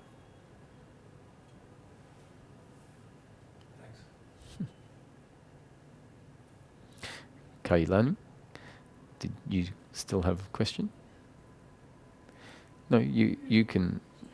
Okay. I think we have the same question. We were just wondering, like, what is love? What is love? Let me go to Kailani's question. I actually had a different one today. Yeah. This was the general. Well, once again, love is a word when we use it in this context, and it's going to have a specific definition. The broadest definition and the most available type of love in this life, as far as I can see, is when love is defined as the absence of hate. So, if the belief in personal doership and attachment to outcomes falls away, and we see that everyone in life is functioning exactly as they're destined to function, as they're designed to function based on their genes and up-to-date conditioning and or the story of life. And that if the other delivers pain to me, then it's seen that it was my destiny to receive that pain as part of the flow of life, and the other was just an instrument through which that pain was being delivered. If life is engaged in or related to in that way, the other is no longer seen to be the enemy or a competitor or a rival, but rather seen to be, so we're all in this together, like universal brothers and sisters. And even if the other is the instrument through which pain is delivered to me, I won't hate them. Blame is hate. Blame is based on the belief in personal doership and my attachment to outcomes. And so if that's fallen away, my hatred towards the other, my judgment of the other falls away. And that is what I would call, and what Ramesh used to call, the love that is available on a continuous, unbroken basis.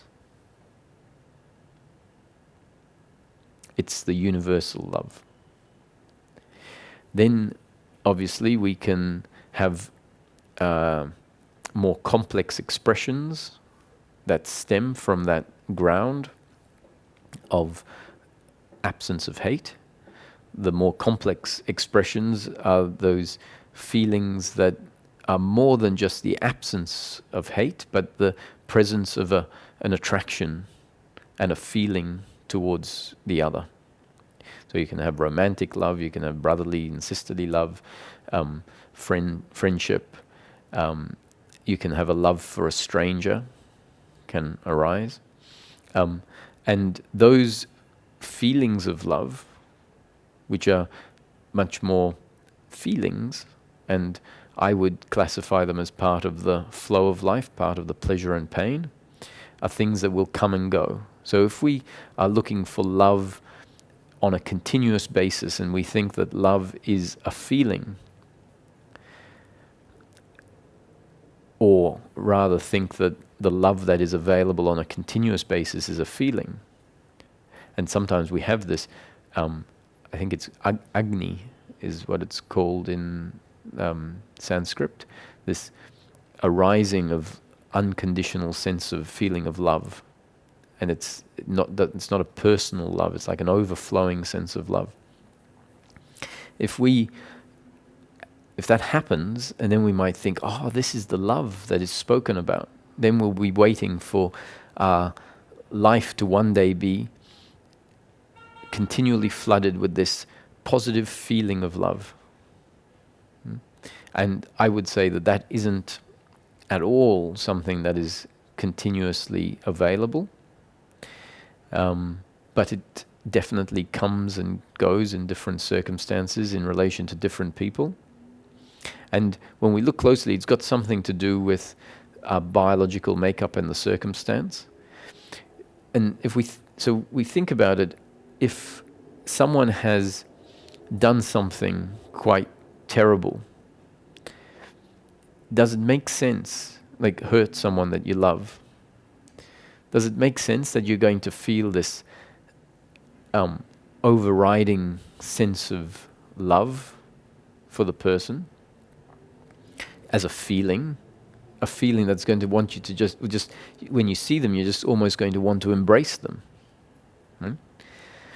It's not really realistic. Are we not going to still get into situations in life where there's going to be confrontation? And if we have this idea that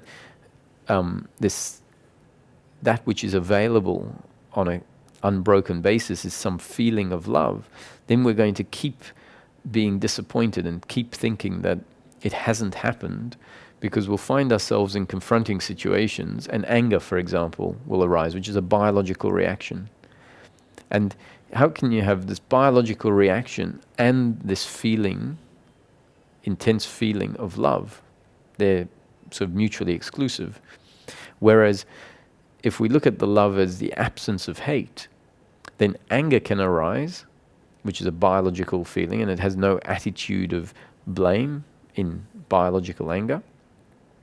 And so our peace can remain undisturbed even when anger arises. And in the case of someone that has done something to you or to someone you love, is continually obnoxious to you, for example,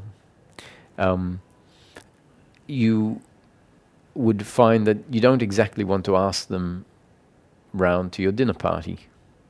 Let's say if you're having a dinner party. But you can understand how it's possible that if you have this attitude that's set in of peace, that you won't hate them. So I don't like them on a biological level, but I don't hate them. And that can be the case with someone that has done something quite tragic to your family or to you, is you might not like them, but you can still love them. Love them on the basis that love is the absence of hate.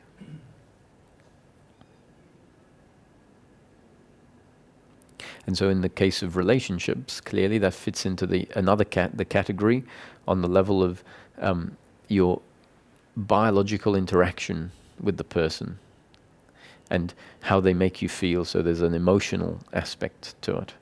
So emotions are still part of the biological. And so there's love, which is emotional, an emotional feeling. And so it really comes down to the way we define these words. The different feelings and absence of hate is not conceptual. It doesn't require us to define it. When we put it into words, we need to have clear definitions so that we know what we're talking about. Yeah, but what about like having a feeling like of love towards yourself or towards like the creation, like universe? Isn't that a little bit different than just absence of hate? Okay, so really the basis of it is the absence of hate. And hate meaning this self-hate or hate of the other, which is an uncomfortableness with oneself. And what we find is that when that uncomfortableness isn't there, we have a sense that I love myself. But that loving yourself is not necessarily a pronounced feeling, but it's a natural state or sense when the suffering isn't there. And from time to time, the love for yourself can flower into a feeling. It's like the love for the other can flower into a feeling. But on a more continuous basis, I would say that it's thanks to the absence of hate. There is a very subtle sense that I love myself without it being a pronounced feeling. And this same phenomena I actually wrote about today in relation to the sense of feeling satisfaction towards looking back on your life and knowing that in each moment you did what you feel like, did what you think or feel like doing. Now, technically speaking, everyone is always doing what they think or feel like. Even if someone would say, no, I spend my life doing what the other people tell me I should do. And I'd say, well, technically you're doing what the other people tell you to do because you think you should do what the other people tell you to do. So you're still really doing whatever you think or feel to do. Technically, everyone is always doing what they think or feel to do. When a certain shift in attitude happens, and we find that we're functioning based on what we think or feel to do, and there's no uncomfortableness in the system, no guilt over the outcomes, no attachment to the outcomes, no blame to the other, then the default, even when we do something that delivers an outcome that isn't great, when there's no suffering in the system, the default feeling is that I'm always doing what I feel like doing. Now, that feeling isn't like this, oh yes, I feel like going for a run this morning. There are some things, I feel like having a pizza, right? That's when you know you're doing what you feel like doing because it has a strong sense. I feel like doing this. But what I'm pointing out more is that when the suffering isn't in the system, whatever we do, whatever movement happens, even if there's a sense, I don't really feel like doing this, I'm tired, without suffering, we look back and we go, in that moment, I did what I felt like doing. Not just technically or intellectually, but there's this sense. I'm always doing what I feel like doing. And we find that that's there, not as some pronounced feeling, I'm doing what I feel like doing, but because the suffering is absent. And so it's really quite a strange phenomenon. You've hit on something, and that is that surely it's not just the absence of something. There is something else subtle there. Just like the same principle is like happiness. Happiness is the end of suffering. It is. If the suffering is there, you can't be happy. But is it just the end of suffering, or is there a sense of contentment, a sense of fulfillment? And it's very hard to answer it. I would say there is a sense of contentment and fulfillment, but the way I'm using this word, sense of love, sense of feeling like I'm always doing what I want, and sense of contentment and fulfillment it's so subtle that you can't really find it. When you go to look for it, when you look for the sense I'm talking about, it's not there as a feeling. And so what it turns out is it's actually who we are. That sense is who we are. And so it emanates, in a way, this peace, this sense of love, this sense of fulfillment, and the sense of being content with what I'm doing in each moment. So I still maintain a very good conceptual explanation is to not talk about it in its positive sense, because it's not actually a feeling. And in Buddhism, the Buddha has said that some things are best talked about in their negative sense, which is exactly what it's saying. It's the absence of something.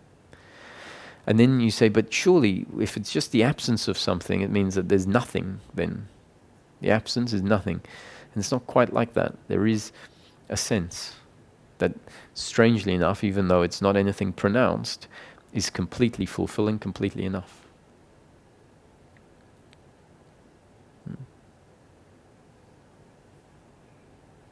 You might be able to feel it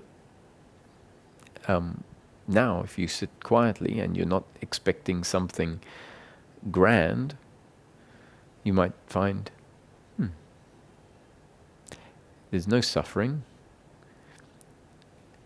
I can't necessarily put my finger on a feeling, and yet everything seems full enough.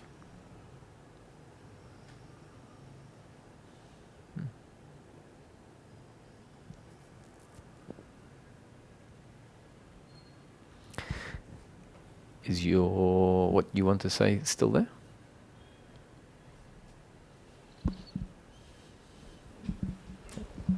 We'll have this as the last comment. My question's a little more nuanced. Love with the absence of hate feels like that's always been a natural response to life. Anger will arise at times if I feel or experience an injustice. But seeing that we're all products of our conditioning has always been there. My question is connected to love and this initial question from him, which is really about trauma. And even though the concepts make sense intellectually for me, no spiritual teaching has been able to unwind what we might call an obsessive compulsive disorder, a mental neuroses. But it's like if you're living with a state that you're like, this is just a metaphor, but you're on fire. If you were literally on fire, there would be action. People would pour water on you, like there would be immediate action. If someone who's experiencing constant internal states of trauma feels like they're on fire, but no one's pouring water, but the feeling is there, and then someone says, just do what you think or feel like doing, but you're on fire, so you feel like your capacity to respond appropriately is not there. Mm-hmm. It's like living in a constant heightened state. Then it makes sense that one, might constantly be looking for others to help. Mm-hmm. I find that in love, the experience with love is very much connected to an experience of internal stability. And that when I have fallen deeply in love with someone, it's multi-layered. There's what you were talking about, but there's also a sense that that presence provides an internal stability that keeps that fire at bay. Something in me quiet, some kind of trauma lessens in the presence of another. Mm-hmm. The problem is that can create a dependency, mm-hmm. and it's not consistent. Mm-hmm. And then if that person leaves, the trauma feels greater than ever. Because now there's like a loss and the initial trauma. Mm-hmm. Again, these concepts and all the direction you're providing, they make sense and they resonate. But at the end of the day, when I'm frozen or on fire, having someone tell me to do what I think or feel, in those moments, it doesn't work for me. Sure. It works if I'm not frozen and I'm functioning. But if I'm not functioning to begin with, mm-hmm. to do what I think or feel can actually become more self-destructive. Agreed. That's these teachings are not. There isn't a one-size-fits-all at all. And if someone has trauma locked in the body, which is the deeply ingrained beliefs of doership and attachment to outcome. So trauma is an event that happened that was related to from these beliefs, meaning the attitude saw it as an attack on who I am. It created fear, it created shame, it creates blame towards the other. That is a very uncomfortable experience of life, and it gets locked away. And then that trauma tends to see life through that same lens and feels uncomfortable and in the same ways, and it gets locked away. And so the trauma can tend to get intensified. And inside the body, it is an energetic part of our genes and up-to-date conditioning, the thinking mind, essentially. And hearing these concepts may be inappropriate for someone. It could be much more appropriate for someone to go to some sorts of therapies or different teachings. And having said that, even that may not be a fix, may not be an answer. People who feel that inside have done everything or a lot of things. And then they find themselves in front of non-dual teachings that say the person doesn't exist, some teaching, the person doesn't exist, your suffering is not real, you're not the doer, all of these things. And in theory it sounds great. And in practice it may be the least helpful of approaches. In psychology, a patient is observed, hopefully by someone that really understands psychology, and their mental story is understood, and it's seen to be a platform on which they stand. And psychology doesn't rip the platform out from underneath and then leave the patient with nowhere to stand. If the structure is a very ingrained structure, what is first done is that a new platform is built. And then the person is transitioned onto the new platform. And then that transitioning is taking the old platform away. But the new platform can't be that radically different that there's a big gap there. And that's what happens in spiritual teachings, is there are different teachings have different platforms to move us on. That's why you often have a lot of trouble with what I'm saying, is because it's too far away from your platform. And so, I think your comment is that people really need to hear this intellectually and then assess, is this the case for me? Because if we think that this is the answer, this will fix anything. And some, people have that attitude that, just remain in the light of awareness and everything will be fixed. What it's actually doing is it's changing belief systems and patterns, and certain mind structures, if interfered with by certain concepts, can create neurosis and psychosis and all sorts of strange effects. And at some point, if that's happening, we need to step back. We need to reassess. Say, is this for me? Is there something that's more appropriate? Now, having said all that, what's at the root of the doership that is trauma is the belief in doership and attachment to outcome. That's at the root. And so if in the times when we're not frozen, in the times when there is more space, life starts to be seen with this perspective that's being put forward. That, oh yeah, I am a product of my genes and up-to-date conditioning. The other is a product of their genes and up-to-date conditioning. And I can't function differently and they can't function differently. And if in that space we can touch into the peace that is not dependent on outcomes. So when we're in a more stable space, we can see someone lets us down and we're not spun into a downward cycle. And so if we start to register this, then that's wisdom working when we're in a more stable situation. And as that becomes part of the system, and a witnessing can happen sometimes, it means that the understanding of non-doership and non-attachment to outcomes can start happening on the outside. And eventually it will move further in. But because it starts on the outside, and moves in gradually, it means we're still going to find ourselves in states of deep suffering. And knowing what I've just described might allow us to not feel like nothing's working.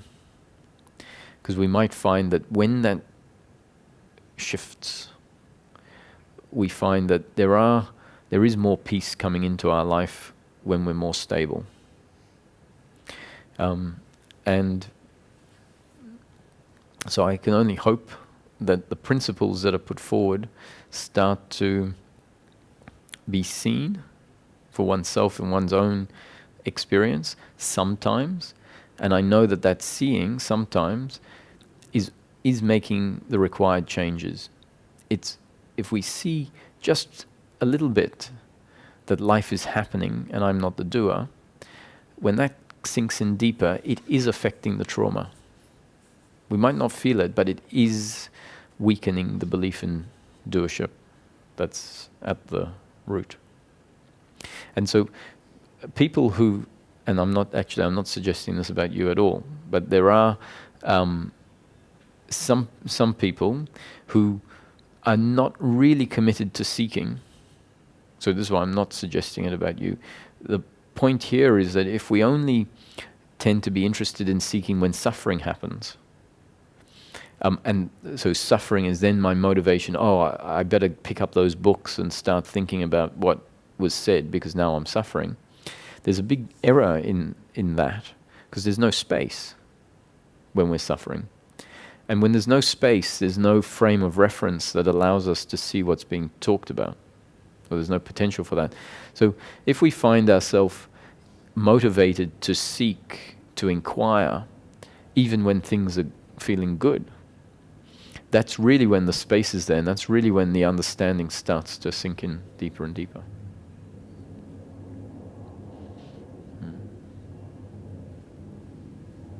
You've been through and to teachings that support, right? And offer a lot of love, that are devotional. And that can be calming and peaceful when you're there. The fact that you found yourself here after being there, to me, is not necessarily accidental or not useful. So a bit of understanding that this doesn't have to happen all at once is helpful, so that we're not too hard on ourselves. And at the same time, a combination of moving out of environments that aren't supportive when the real crisis happens is... But once the crisis happens, I'm frozen. Yeah. Mm. And then there's a feeling of needing to be rescued, which life has proven again and again. There's so much disappointment there. Yeah. Mm. And it's not fun to hear like you're not ready, especially when you're suffering and you feel like there's no option but to be ready. So actually, it's not saying you're not ready. It's we're not ready for certain pointers. It's not that not ready, it's they're not useful. So it's about the mind discerning when there's some space, whether the pointers are actually helpful to remain engaged in. And if people tell you, remain with this, they might not know. They might have good intentions, but they might not know. They might be right. So that's why it's, where possible, a little bit of self-discerning. But I completely understand that once the suffering is very intense, there isn't any capacity to be discerning, there isn't any capacity to rely on yourself, and it's very uncomfortable. I lay awake in bed till around 6 a.m., completely awake and frozen. And then add not sleeping and actual things onto that, and then you actually physically have other issues happening in the biological being. Mm.